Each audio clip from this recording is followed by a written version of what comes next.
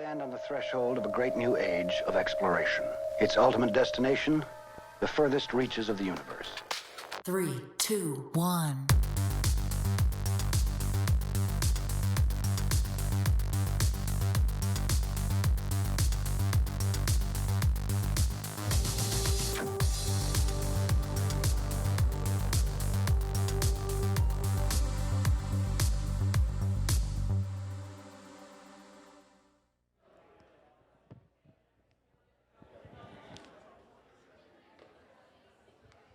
Good evening, everybody. How are we doing?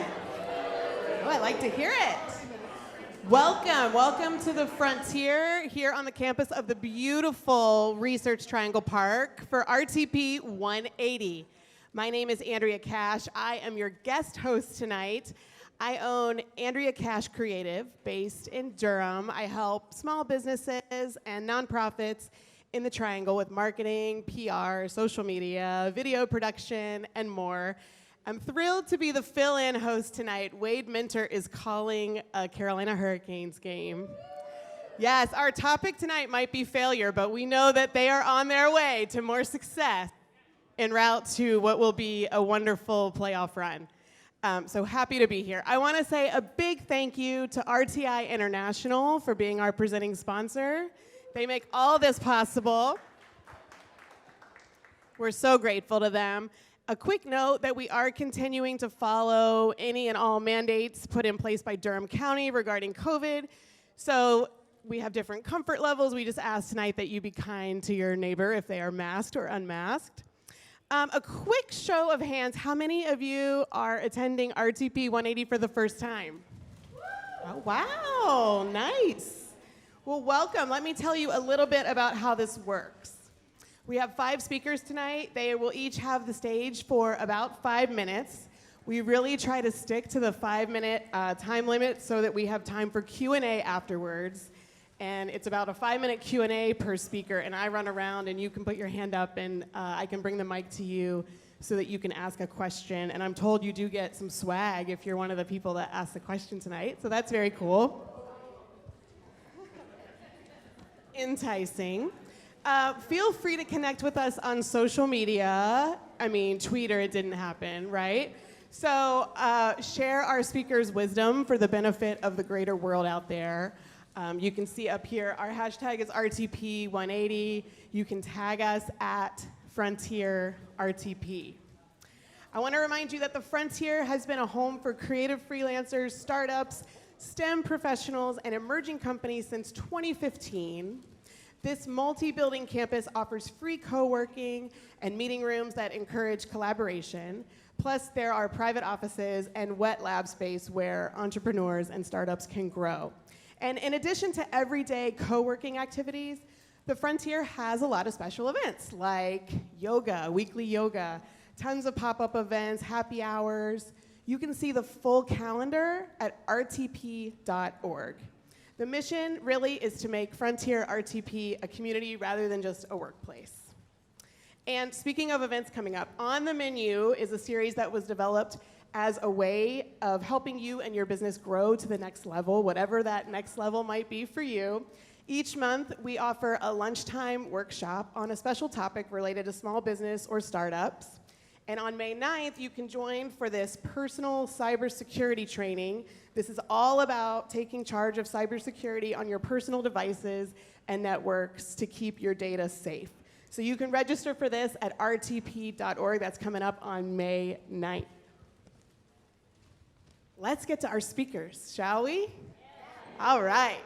So first up, over a decade ago, she drove onto Duke's campus to drop her son off at soccer camp. She knew at that moment someday she would make Durham her home, and that became a reality. In 2019, after she sold the business she founded and operated for 18 years. Throughout her life, she's worn many hats as a mother, an educator, an entrepreneur, a founder. She even had a brief stint as a vacuum salesperson. Mostly, she's a dreamer, one who's thrilled to be part of this larger community of visionaries.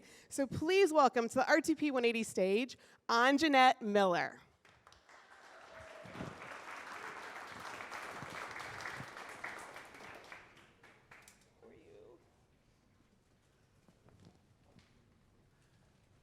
Happy Friday Eve, everybody. That's what we call Thursdays in my house. Thank you for coming out. So when I was asked to speak, I thought about kind of the trend about normalizing failure, right? We talk a lot about it. We hear a lot about it. Failure is opportunity. Failure, let's normalize it. So I decided to, instead of potentially just an inspiring, that I would be vulnerable and share with you kind of a pivotal moment-ish in my life endeavors. So I wanted to share this picture, mostly the picture, the photo of the path, right? We use that a lot, a metaphor for life, right? We're on a path, and this path looks fairly straight. We know where we're going. We on our path from A to Z, points to A to Z. But often we don't really know what's coming up. If we look at the photo, we have the horizon, there's a hill. We're not quite sure what's happening after that. And so I think about that a lot. And then I'm also a bit of a word nerd. I love grammar. I remember diagramming sentences in like elementary and middle school, and I wish we could do that more. Again, I would do that like a game, like Wordle, but diagramming. So I love prepositions because prepositions are directional words, right?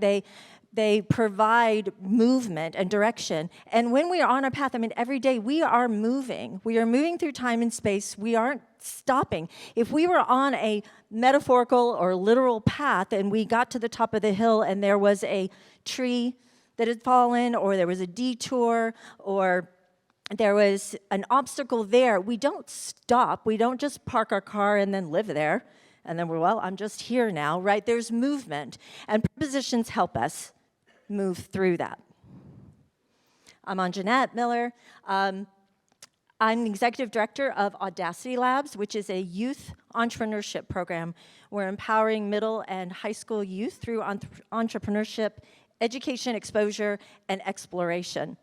But before I was that, I was a lot of things. And there was a period in my life from, I would say, maybe 18 to 24, where I held several jobs, many jobs, and most of them, I got fired. Most of those. Sometimes I was working for a jerk. Sometimes I was the jerk, and I was fired many times. Just a few. Where the employer was, no, this is not a good fit. Now, at the time, I was a young mom. I was going to school full-time. I was working full-time, and I was ready to make some money, to pay a bill, to keep the lights on, to feed the kid, keep everybody nice and safe, pay for books, for school. So one day, my brother called me up and was like, sis, I just had this interview, I went through this training, I have this great job. It's amazing. Plenty of opportunity for growth, lots of money, it's sales, they're still looking for people, they want you, here's the number, give them a call. So I did. Gave them a call, set up an interview, sailed through the interview, went back for the training. It was a 2-day training, it was in sales. And they were like, this is what you're gonna do. You don't do cold calls, we give you the leads, we set up the appointments for you. Everything is just spelled out. It's gonna be so easy, you're gonna make tons of money. I was like, that'd be great, I need lots of money. Soon. And so I started on my path as a door-to-door vacuum salesperson. Now, if you are young, you don't remember, or you don't know, but so you're familiar with Dyson. Well, Kirby was the Dyson back in the 80s. And look at these lovely add-ons, right? All of the attachments. There is a car polisher, y'all. Right, anything you wanted, you got with the Kirby. And I had it, and they were gonna set up the appointments, and they also were like, just use your network. Like, so I did. I was like, Mom and Mom's friends and church people. I was demoing vacuums everywhere. Now, what I didn't really plan for was the fact that as a vacuum salesperson, I would be entering people's homes, and I am deathly allergic to cats. Deathly allergic to cats. And like back in this was probably like the early 90s, and back in those days there really wasn't asthma medicine. You either kind of suffered through it, little Vapo rub on your chest, and hope you made it through the night, or you went to the hospital. So I would be doing an appointment, and like one of the tricks was that you always had a dirty vacuum filter in the vacuum, so that after you vacuumed, like cushions or their drapes, and you pull out the dirty filter, and you're like, oh my gosh, sir, you need this vacuum. Look at this very dirty filter. But I also was like sneezing and coughing, and I couldn't breathe, and then I would miss appointments. And so, makes sense, I was called in, the manager's like, hey, like, your sales, they're not really where they should be. And I'm like, I know, but here's the thing. I'm allergic to cats. Like, this is a thing. And he was like, I think you're looking at this the wrong way. Like, this is an opportunity. You just need to learn how to close. So I said, okay, well, maybe, I'm not sure. I think you're a jerk, but I'm not quite sure yet exactly what. But also, sir, a lot of these appointments you're setting up for me, these people don't want a vacuum. They just want me to clean their house. They're like, yes, let this nice lady come in, and she can vacuum all my furniture, and she can vacuum my drapes, she can vacuum my carpet, and then she leaves. I'm not going to buy your vacuum, but I got a clean house. I'm not sure that this is the best place for me. And he's like, listen, you got this. Just try it for another week. And I was like, okay, gosh. So I knew I was really on short term here. I knew I was going to be fired within a week. I was 3 weeks in, 0 sales. And I asked my mom, I was like, Mom, you got to buy a vacuum. Like, I need your help. Like, I'm going to get fired. And like this job, Dave's making money. My brother was selling vacuums. So she bought a vacuum.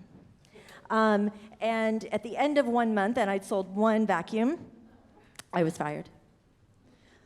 And I really needed all that money. And my mom probably needed her money too that she spent on the vacuum. So what I said is, okay, Mom, let me use your Kirby. Can I use your Kirby with all those attachments? Right? There's a knife grinder, there's the car polisher, there's all these things. Can I use your vacuum, and I'll go clean people's houses, and I'll get paid for it? Right? I'm not going to clean your house for free. I can clean your house. And I can also do some screening, because if you have a cat, then I'll bring in a friend. And my friend can help me, and she can clean, she can make money, I can make money, and we'll pay you back for this Kirby. And that's what I did, my first foray into entrepreneurship. So, before we think of failure as opportunity, failure as obstacles, I want to normalize it. I wanted to share that with you. It was difficult for me to be fired over and over and over again. I think one takeaway, obviously, is don't work for jerks. But also, if you're ever in a position of power, don't be the jerk, right? Creating opportunities for people to talk in rough draft, to brainstorm, to collaborate, to work together, to share that I'm not having a good day, or that thing I did wasn't great, but I want to do better so that we can support one another. And along the way, you're welcome to use or take my prepositions, because we can get over it. If there's a tree at the top of that hill that's blocking our way, we can go over it, we could go under it, we could go around it, right? We could sneak off through a shortcut, and that leads us on into the beyond, to the rest of the path. Thank y'all. Questions for Anjanette? Questions? I know you have some burning questions. Over there. Over here. Sorry, who was it? Oh.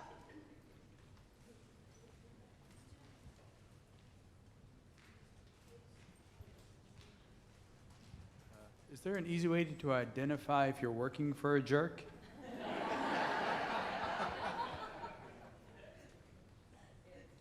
Yeah, I think you feel it in your gut, like it's hard to breathe, right? You're not excited when you get up, you dread, like the interactions, you know it in your gut. I, for years, would make excuses for jerkdom, right? And like, like it's a bad day, or I'm not, right? And putting it back on me, I'm not doing something right. And often it really came down to that it wasn't me, it was them. Other questions?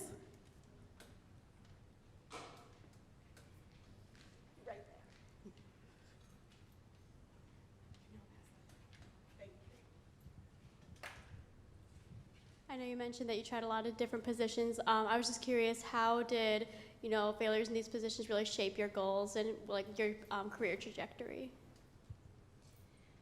So I think because I had so many interactions, now when I was a jerk, it usually was that I just was unreliable, right?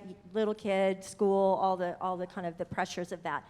But I think what it helped me do was think about the environment that I wanted to work in, right? Whether I worked once I kind of settled, worked for several nonprofits, and again, kind of bumped up against people that were less creative, less flexible, less dreamy about what we could accomplish.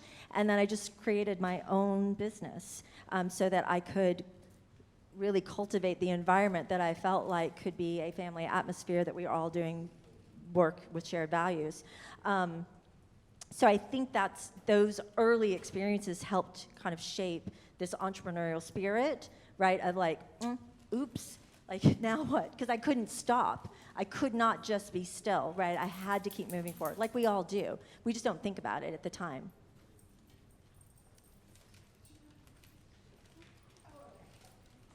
All right. Thank you so much, Anjanette. Thank y'all.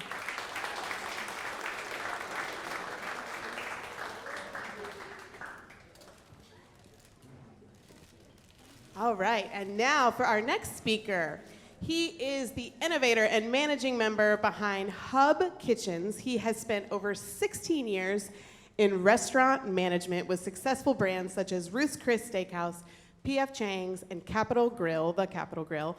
At all of these companies, he served as either executive chef or sous chef, bringing in more than $8 million in annual sales in some locations. That's a lot of plates to get out. He has a proven track record of managing profitable kitchens and enthusiastic teams. He's also a certified Serve Safe instructor and a member of the National Registry of Food Safety Professionals. He believes in an environment of shared knowledge and resources to achieve a more successful bottom line for all. Let's give it up for Jason Johnson.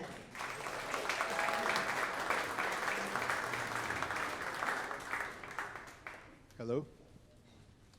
Can everyone hear me? Thank you. My name is Jason Johnson. Oh, I didn't have any slides. That was one of the failures. My name is Jason Johnson, and I am a failure. I know that may sound like a harsh thing to say, but I think when they reached out to me and they wanted to know if I would do this, they kind of led off because they were a part. Boxyard was a part of one of my failures. This is how they got to know me. So I'm going to tell you a little bit about me. I am from Littleton, North Carolina, which is a little rural town in Halifax County. Population, I think, today is still under 3,000. One caution light. Hardee's is where everyone worked in high school to get a job, Piggly Wiggly. And I had a graduating class of 213 people. I was one of 12 that actually said, I'm getting out of here and I'm going to college. So, decided to go to the Marines first and say, you know what, I'm going to go to the reserves. I'm going to do my, pay for college this way. I'm going to make my mom proud. And about 8 weeks in, my shin split. So I had to say, well, I'm not going to sit on Parris Island for 12 weeks and wait for this to heal. So ship me out. I'm going to go back to school or go start school. So failure number one, I didn't even complete that. Go to college, get in college. College is great. College is fun. I'm in the marching band. I'm having a great time. I just don't like getting up and going to class. And the school kind of frowned upon that. And after 5 years of showing up for band practice and not really going to class, they said, hey, how about you just don't come back next year? We're tired of taking your money. So another failure happened. I didn't graduate from college. Got out of college and said, you know what? I had a job for a couple years working for Chili's as a server. They asked me to be a manager, and I was like, well, what could possibly go wrong here? I said, sure. They shipped me off to Winston-Salem. I did some training. I came back. I think I was with Chili's for around about a couple years before I got fired from there. So that was my first managerial restaurant job that I got fired from. I didn't live up to the expectations, so they said, hey, we're going to go our separate ways. And then I moved on to P.F. Chang's and went and worked for P.F. Chang's and Cheesecake Factory for a while and went all the way up to executive chef. First time executive chef, brand new restaurant down in Augusta, Georgia. I'm on top of the world. I think I lasted about 20-some days as the executive chef because I did not understand how to be a good leader at that time. I was just a egotistical, self-driven person that could just do everything himself. So they told me, hey, yeah, you're going to have to step down and get out of here. So failed at that job, too. They called me up and they said, hey, you want to go down to Jacksonville, Florida and help out? Yep, did that, so came back up. So I spent when I went to Ruth's Chris after P.F. Chang's decided to fire me, and I was at Ruth's Chris a long time, 6 years. Bounced around, fixed a lot of kitchens, did a lot of great things, had a wonderful time, learned a lot about myself and being a leader, and then we decided to split parts. So I think of all my managerial jobs, I think only 2 of them I actually walked away on my own terms. And it came to a point in 2018, I saw a piece of property over here on South Dawson Avenue. It was 1.5 acres. They wanted $500,000. I was driving with my wife. I was working at Capitol Grill, and I was like, you know what, I'm going to buy that. Now, here's why I think they called me. I have an unusual talent to where I'm just not afraid to fail. I really just don't care. It's like if I'm going to do it, and I'm going to do my best at doing it, and if I don't meet somebody's expectations, at least I did it.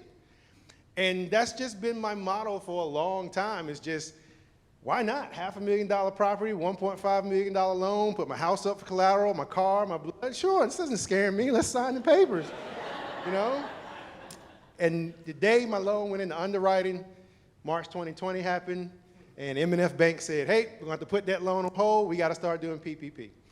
So I failed at opening up this nice Hub Kitchens over here and putting $1.5 million in debt. Now, today, as I stand in front of you, I'm still a failure, but I am a failure right now, and it does have 1 location open, 3 more opening this year, and I will be opening the first ever multi-concept ghost kitchen inside of RDU in Terminal 2, which means by June, you will be able to order up to 9 different concepts out of 1 restaurant on your phone before you even go through security.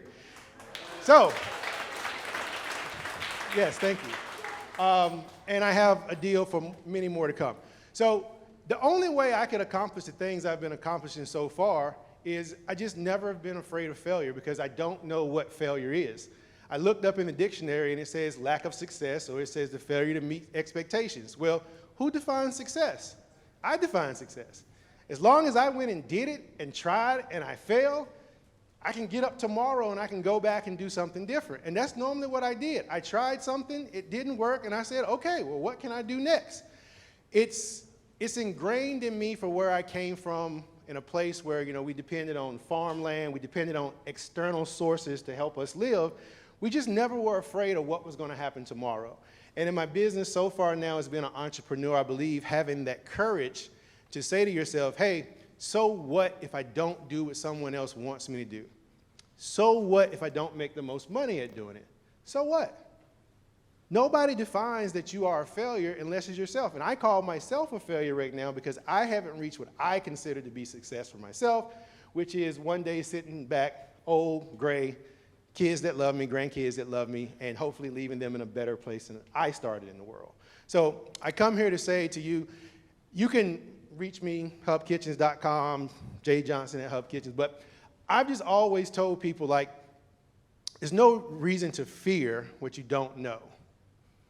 When I got the opportunity to open 9 concepts under 1 roof and work with the largest ghost kitchen operator in the world, here I am, this little business owner, got this one little 3,000 square foot company. They want me to partner with this multi-billion-dollar company. I was the first one who was like, sure, why not? Because what's the worst that can happen? They find out I don't know what I'm doing, okay. You know, or maybe they don't find out that I don't know what I'm doing. But I've never been afraid to fail because I tell people all the time, there is no such thing as failure unless you feel like you failed. And there's nothing that the only way I think you really possibly can fail is by telling yourself not to do something. Because if you don't give it a shot and you don't try, you never know what may come out of it. You don't. You really don't. If I had sat down and said when that loan went belly up and I said, you know what, that's it, I'm done, I can't do this, I wouldn't be here today. I wouldn't be working for myself. And because I do work for myself now, I now can go to every one of my daughter's little soccer practices and little swim lessons. So that's a success to me. I'm not rich. By no means am I rich. But I'm now starting to live life on my terms because I decided to take those chances. And I tell anyone that wants to be an entrepreneur and succeed, you have to take chances. Now, don't just take crazy chances. You know, you can't really go out there and say, I'm going to make chocolate-flavored pasta and I'm going to become a millionaire off of it. You might, but the chances are not very high because I've never seen it. But even if you did, you had the craziest idea in the world, you know, why not try it? What's the worst that can happen to you? You can manage risks. You know, you can make sure you don't go bankrupt, and that's what Hub Kitchens is. Hub Kitchens is a commercial kitchen facility that's for rent by the hour to anybody who wants to do it. And when I founded it and I started it, I pretty much said I just want to give people a place to fail successfully. Oh. And that's what we do at Hub Kitchens. We give people, food entrepreneurs, a place to fail successfully. And what I mean by fail successfully is if you do run out of money, if you do lose everything, if your marketing strategy doesn't work, hey, guess what? You're not bankrupt. You're not living on the street. You can take what you learn, you can rewrite your business plan, and you can try it again. Because I'm only taking a couple of $100s a month. And that's what I feel everyone needs in the world, is that you need to have a place where you can just fail successfully. You can go out, you can try everything. It doesn't have to be the end of your life. It really doesn't. I mean, as we sit here and talk about it, think about when Jeff Bezos started telling people, I'm going to sell books out of my garage. And nobody ever would have believed. I mean, when Amazon came out, nobody would have thought it was what it was today. I don't know where Hub Kitchens is going. All I know is that I get to meet a lot of great food entrepreneurs with a lot of great ideas. I get to hear people talk about their dreams and successes, and I get to say, hey, go do it. And I'm telling you right now, of all the people I have, the ones that are making it right now are the ones that just get up every day, they put one foot in front of the other, and they just keep moving forward. As long as you're moving forward, you're not failing. You're constantly moving forward. You're making success. You're that much closer to whatever goal you want to have. And if you just can say to yourself, hey, I'm not going to drown by jumping out there because I'm a smart enough and talented enough person that I can save myself, I don't see why you wouldn't try any of the crazy things you come up with in your mind. Because as long as you can recover, you can win. Thank you. The courage to fail. Questions right here.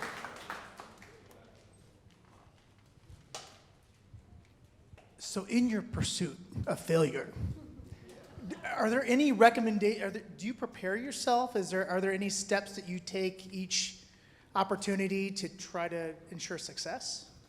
Yes. I ask my wife.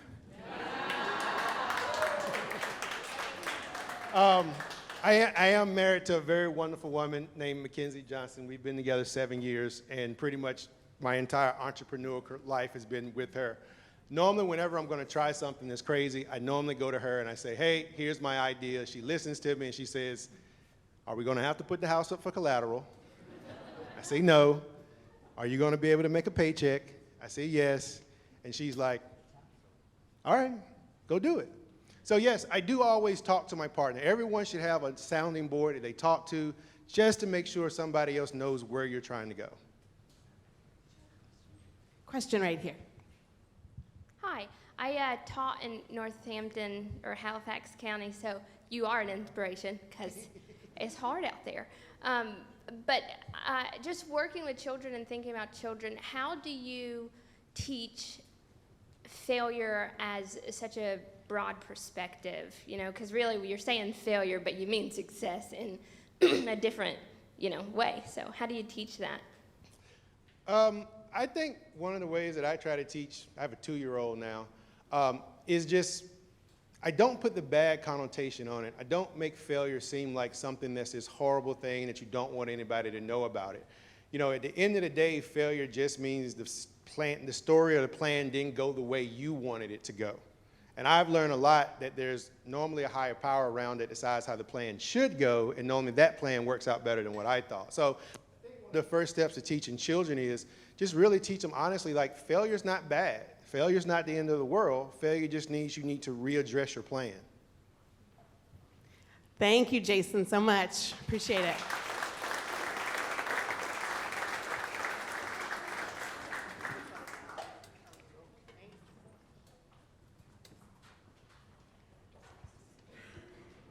All right, let's keep it going. He is an immigrant and a hardware engineer who is now dreaming to preserve this world for his kids by reinventing the way we eat our food. He co-founded Incredible Eats to replace single-use plastic cutlery with edible cutlery. Here's Dinesh Thadapali.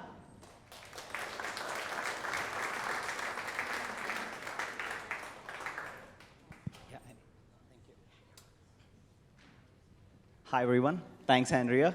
Beautiful stories, Anjanette and Johnson. I'm going to just give you a small warning. This is going to be a little serious. First, a question. How many of you have kids or planning to have kids in the future? Okay, good.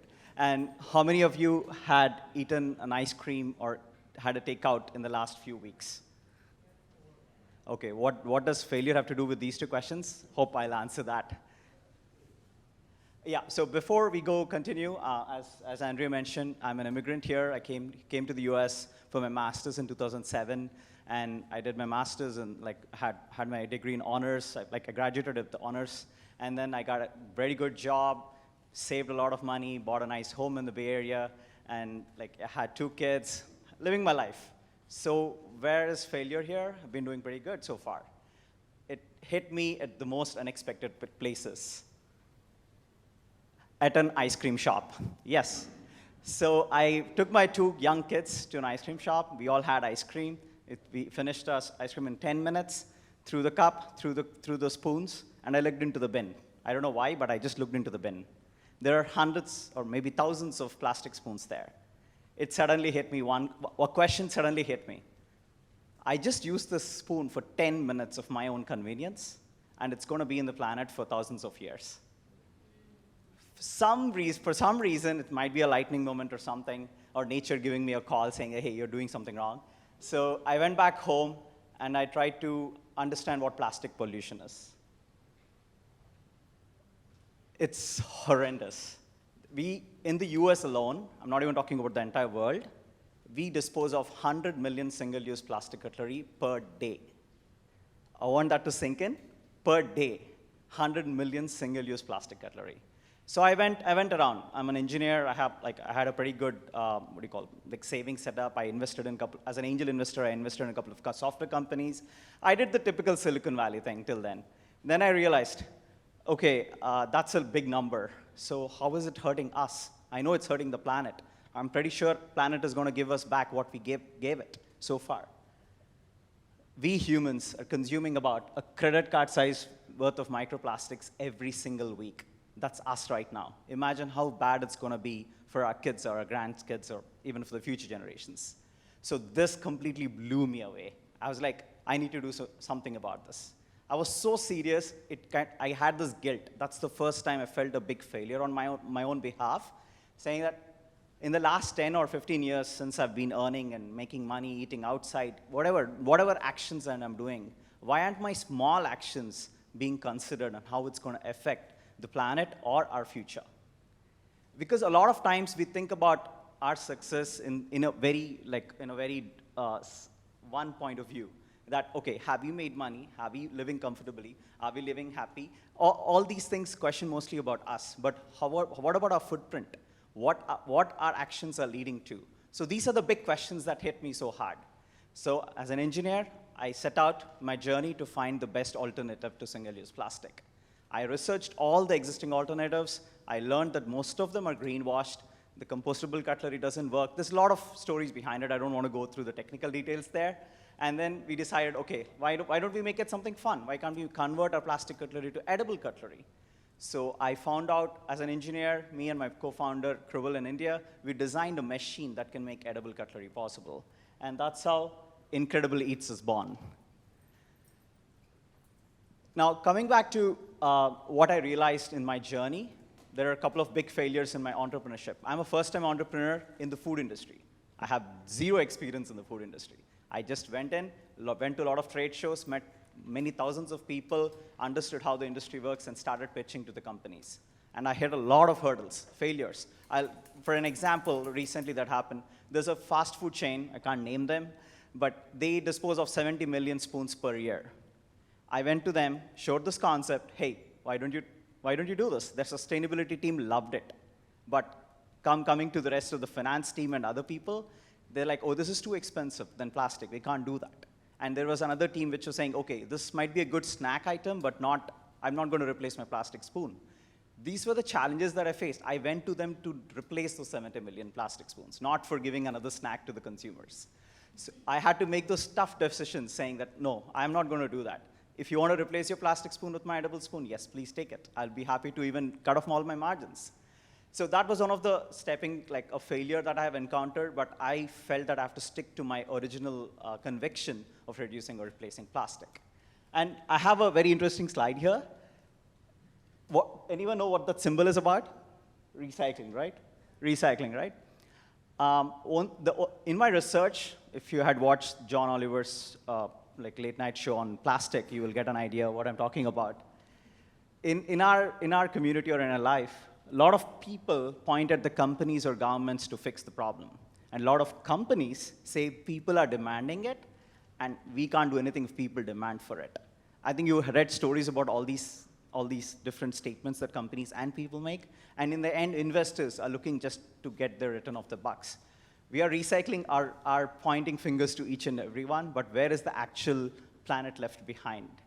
So I hope my first two questions makes you think of our actions and how we can portray, because there's only one planet for our future generations.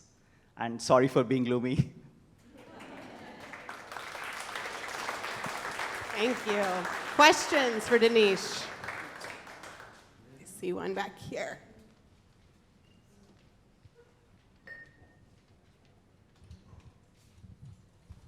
Hi, so do you think your opinion of failure has changed over time as you've gone through your journey? Yeah, sure. So initially, I always thought failure was, okay, to give an example, I was jobless for 11 months back in 2009 after I graduated. I graduated during a session. So I always thought failure in terms of personal failures, like, okay, I wanted to reach my goal, but I failed to reach my goal. What do I do about it?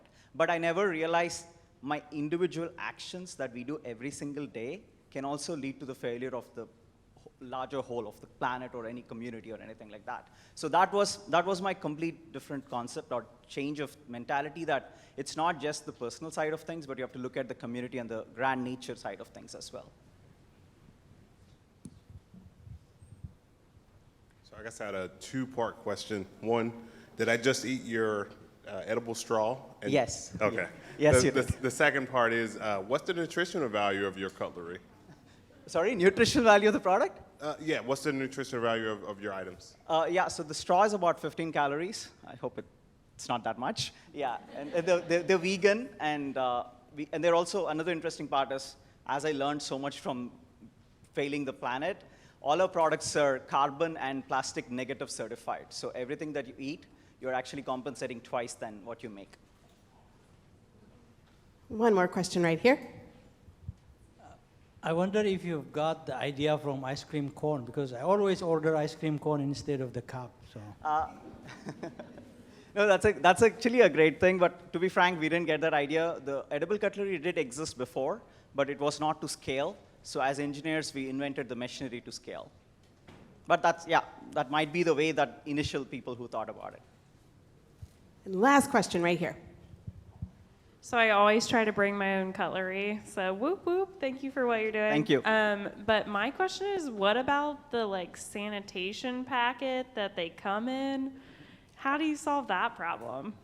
Yeah, before COVID, we never wrapped them individually, like how you saw a straw right now. But because of COVID, a lot of people have the same question that you had. So we spent 6 months to find the right paper without any plastic, because a lot of plastic coverings, the paper coverings have a plastic liner. So we used an aqueous-based solution, water-based solution to get it better. But again, I'm inching towards not using wrappers, but it's the demand versus supply. Thank you so much. Be sure to try his product over here. Thank you.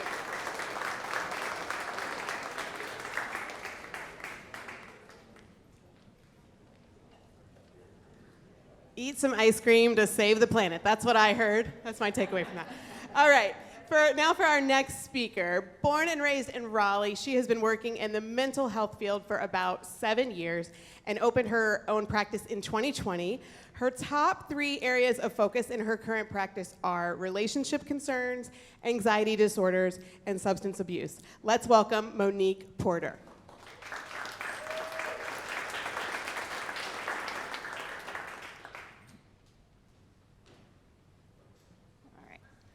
So I'm Monique, and I'm going to talk to you a little bit about reframing failure as it relates to addiction recovery. So not only am I a mental health therapist, I'm also an addiction specialist.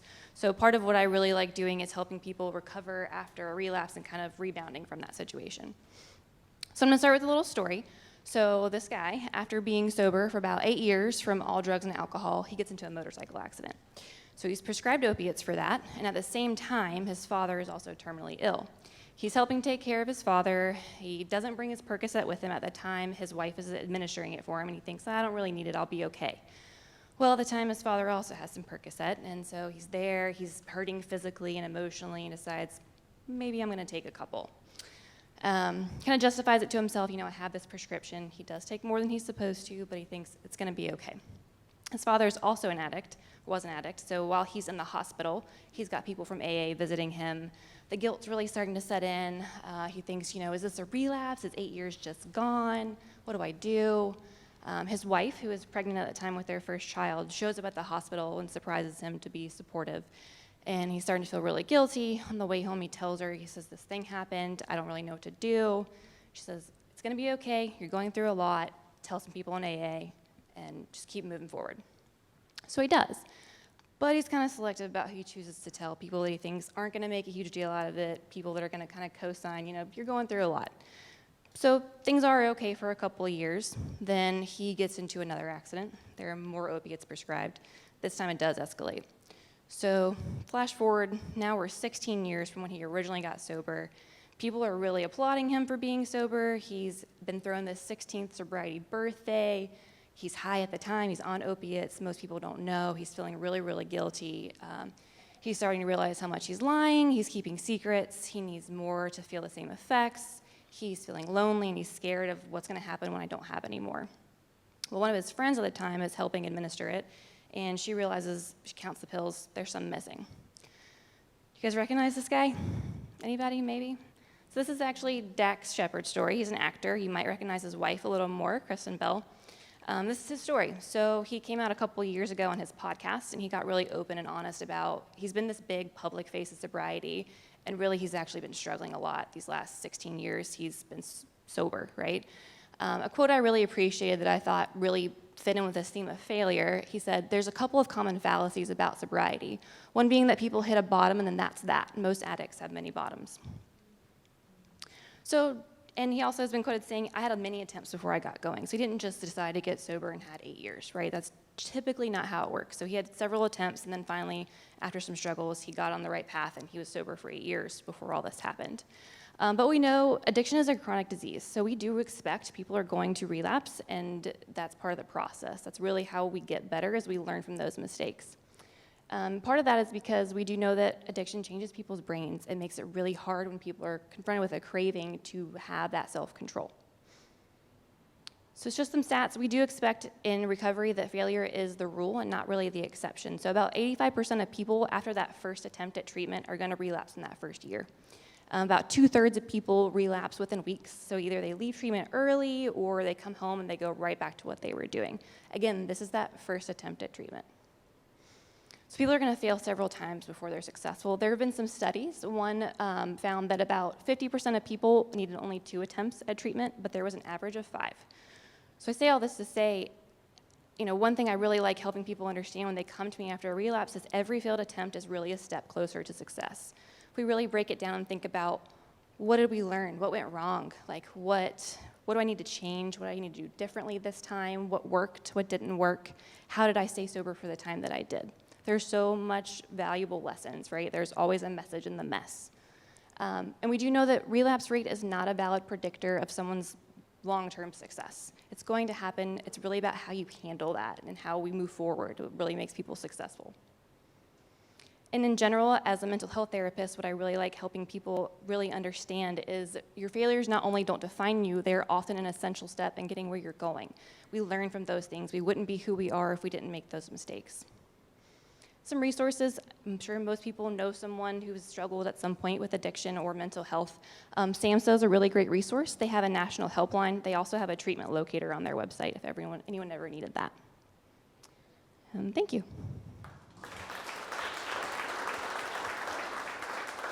Questions for Monique? I see one right here. Then I'll I'll move over that way. So, former nicotine addict for 20 years. Yeah, that's one of the toughest ones. How does language, how do you use language for addicts that is helpful or not helpful? What are the differences between those two? Oh, that's a good question. I think being really understanding, so using language that isn't, I don't want to say too harsh, but kind of helping people understand and treat them like a person and not like their disease, if that makes any sense. Just trying to be really open about not beating someone up for their mistakes, not treating them and labeling them, and the stigma is the biggest thing. So any way you can kind of work around using language that doesn't feel so stigmatizing. Did you have a question over here? Over here. How can the lessons during these failures be most informative for future success?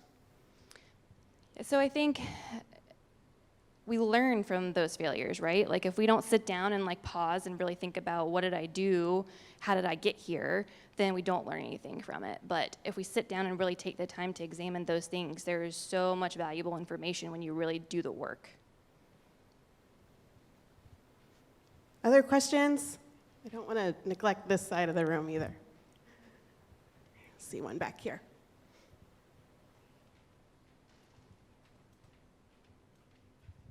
After each failure, how to get motivated to try a new one? I'm sorry, can you repeat that? How to get the motivation to do next failure or next attempt? How do we motivate people? Is that the question? After one failure, motivation to kind of go on to the next. Yeah, I think that's a really great question. So that's part of what I do. That's part of my job as a therapist, is helping people find that motivation. I think it depends on the person, what's going to motivate them as an individual. Everyone's motivated by different things. But I think with addiction especially, there's so much at stake. Like your life is at stake, right? And I think that's really what motivates people a lot of the time, is they know, again, that bottom can get lower and they don't want to go there. It's scary. So knowing that their life is on the line is often a very big motivator, losing everything they find valuable and care about. One more question? Right here, convenient for me. Yes, so I'm really big fan of Armchair Expert, and Yeah. most of the time Dak Shepard talks about addiction in a more social way, and one of the things he struggles is with acceptance. And I'm just like not sure what your thought about an acceptance as society is. Yeah, I think acceptance is a big piece. So I think a big piece in general is that community aspect, right? That is what helps people tend to stay sober. And once they find that community, AA is a big one. It doesn't have to be AA, but people find that accepting community is often really how they heal. So I think that's a key piece in recovering, especially from addiction. Anyone else have a question for Monique? Right here. So if I heard correctly, you hung out your own shingle in 2020. That's correct. So you've been doing therapy over Zoom, I'm guessing, and I'm wondering how that differs from in person. Yeah, great question. So I do a little bit of both. When 2020, it was all virtual, which was a great place for me to start on the side from my other job. But I do in person too. I think therapy is such a human connection thing that being in the shared space with someone makes it really much more special. But there is a way to achieve that over the computer. I think it just takes a little longer to build that connection sometimes, where it kind of can move a little faster, I think, when you're in person. Any other questions? One more, maybe? Go back here.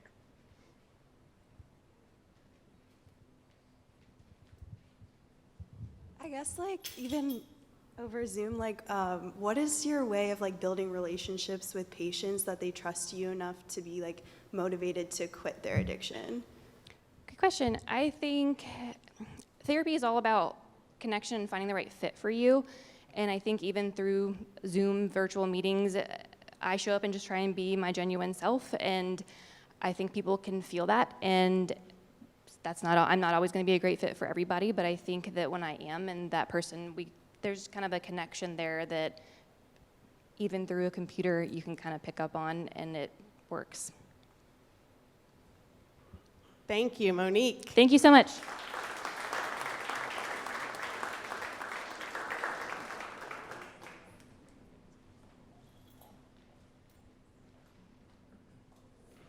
All right, we are already at our final speaker. Hard to believe. So, last but certainly not least, she has more than a decade of experience working with small and medium-sized businesses and startups in both the private and public sectors. She started the Catalyst HQ, a coaching and consulting company focused on helping entrepreneurs get unstuck and bring their business into alignment through strategic planning and brand clarity. Let's welcome Kenyatta Hall.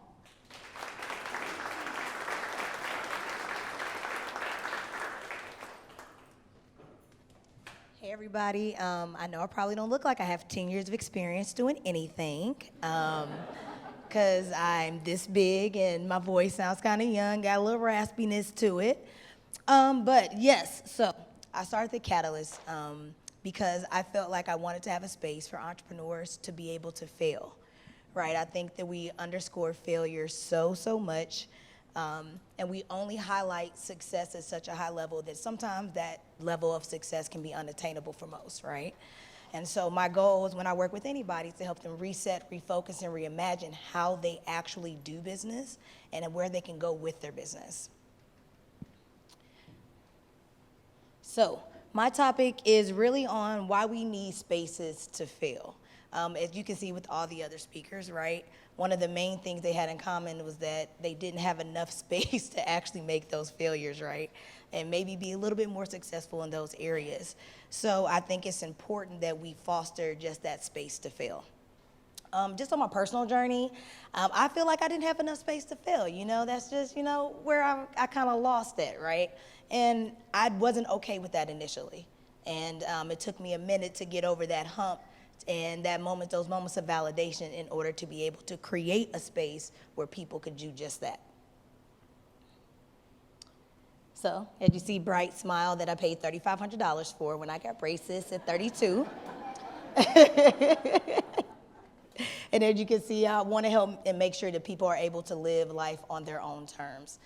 That's one of the things that it took me a very long time to do, was to stop falling into what society had predicted, what society thought was success, and learn to define that on my own, and do it the way that I want to do it. And so I made sure that I created a space where people could do that too. So I want to start off with just a little quote from Ellen DeGeneres, is that when you take a risk, you will learn that there will be times when you succeed and times when you fail, and both are equally as important. But really, is failure really equally as important as success? And society has completely made us feel like that is not a thing, right? So the answer is obviously no. And if you really think about it, failure is actually counterintuitive to how we're supposed to think. So just kind of think of the fact that you have been programmed all of your life that success is equal to perfection, right? So we underscore, right? We undervalue failure and we overvalue perfection. So when you just look at your childhood, right? From childhood to adulthood, everything is incentivized for you to be perfect, for you to get the A+, for you to be the best in sports, even at your job, right? What are you getting? A performance review to see how well you did, and then you can get your 3 to 5% raise, right? So everything is incentivizing for you to be perfect, right? And the less perfect you are, the less incentivized it is. So you're never really in a space to fail, right? And if you really think about it, failure really didn't start becoming sexy till these startups started failing. And then everybody was like, oh, well, they're just in college and, you know, they could just do it again. And you're like, oh, we championing that now? Okay, all right, I like that. But that always hasn't translated into other spaces. Look at corporate.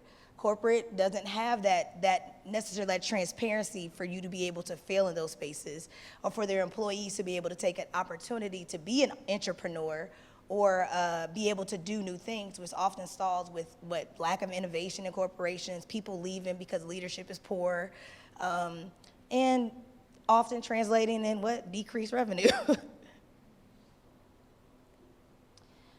So the point also too is understanding that through this failure, right, or through your inability to not fail, it creates a fear, right?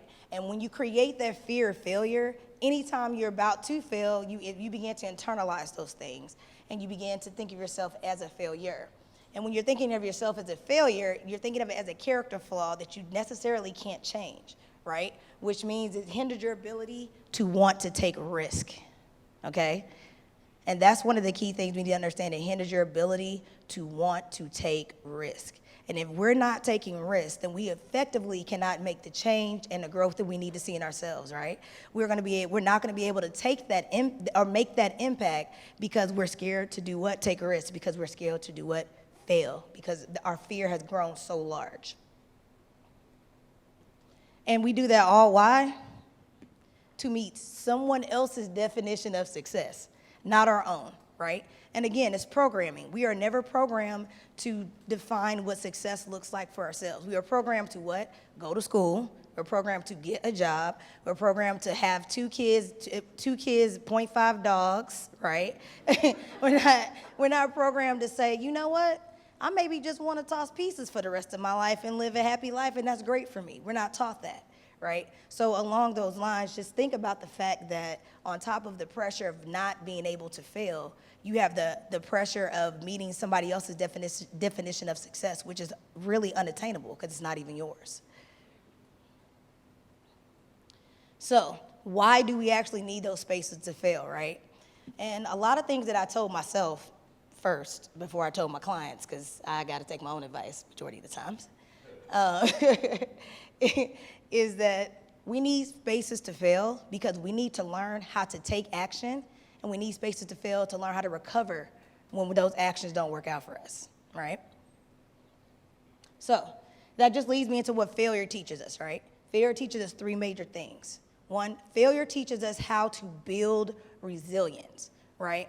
Oftentimes, and I've experienced this in my entrepreneurship life, so I actually started my own business in 2020 when I was released into my purpose. That's what my cousin told me, AKA, I got let go from my job, right? And often what happened was I was like, okay, I had some FU money. So I was like, cool, what's my severance? Because that's really what I care about. Because I didn't want to be in corporate anyway, right? I was too busy spending all my time trying to take a round peg into a square hole. And obviously it wasn't working. And so what I chose to do is I decided to take a chance on myself. But in taking that chance on myself, it's not one of those things you're like, okay, so you know what, I hit $2 million in the first year, everything is great. No, that is just definitely not what happened, right? And one thing I had to do was I had to learn that in order to get to the next level of growth that I wanted to achieve both personally and professionally, I had to build resilience. But resilience meant that I had to go through. I didn't have the ability to go around the mountain. I didn't have the ability to pray to God that, hey, you know what? I just need you to remove these people. No, he was like, I need to take you through, right? And that was the most important thing because I was able to build the resilience. So when I get to this next level up here, right, I have the ability to be sustainable, okay? So the next thing I learned, or the next thing that we all need to learn what failure teaches us is learning through action. It teaches you how to be comfortable with taking action. But what's most important, it teaches you how to be confident in your decision-making capabilities in order for you to take action. A lot of times people do not take action because they're not confident in their decision-making capabilities because they're so concerned about failure, right? They're so concerned how people would judge them when they fail because we have already been spending a lot of our time internalizing failing as being a failure, right? So what failure teaches us is to learn to get comfortable with taking action and learning to get comfortable with being confident in our decision-making capabilities. The next thing that failure really teaches us is the ability to be uncomfortable, because it's only really in those spaces of uncomfortable that you experience a ton of growth, right? But if you fear everything, then you're not taking any action, right? And if you're an entrepreneur, and everybody who's an entrepreneur knows this, the worst thing that you can do in your business is not take action, whether good or bad, right?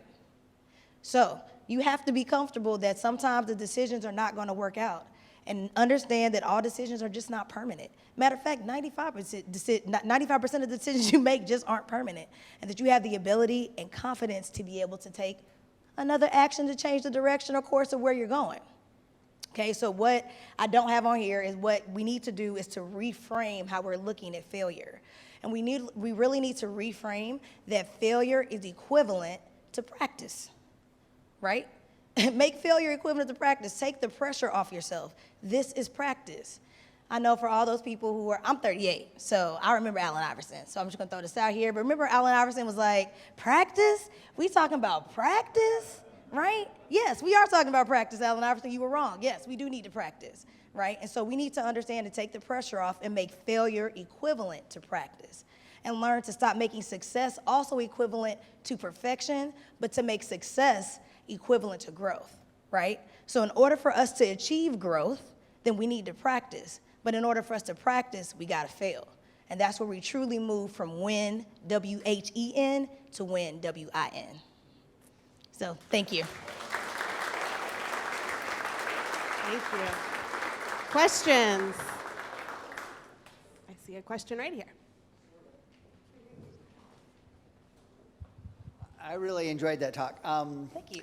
And I have a son graduating from college in the next couple months, and was really interested in the discussion at the start, your intro. It sounded like people who are entrepreneurs already could go use your services. And I'm really interested in my son coming to services. So do you teach people who might just have never really gone out there For sure. and not have a business to do? And how would you go about that? Or, yeah, I'm just really interested.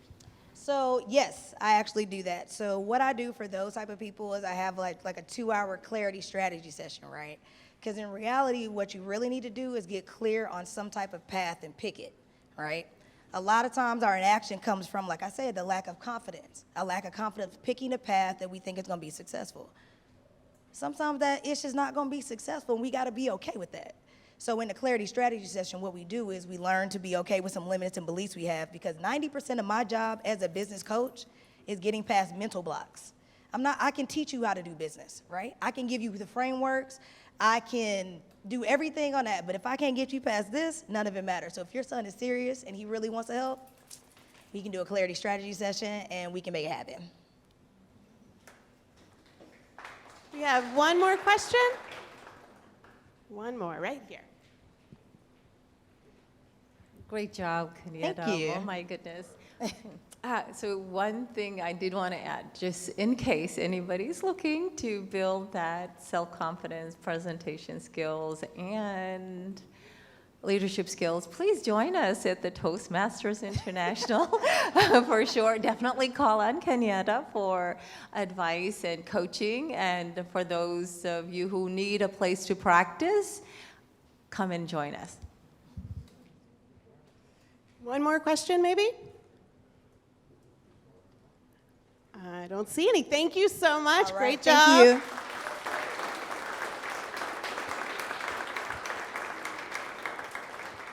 All right. Well, did you enjoy RTP 180?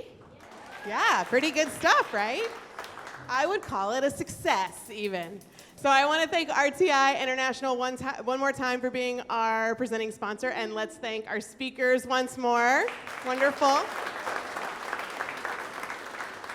We hope you'll be right back here next month, May 19th, in fact, when our topic will be 3D designs and simulations. That should be a great one. I want to say thank you to everyone for joining us. We're going to open the bar back up in one second. Try out those edible straws for sure. Stick around, mingle. You can definitely network with our speakers, ask them a question. Go forth, be bold enough to fail. Thank you, everyone. Good night.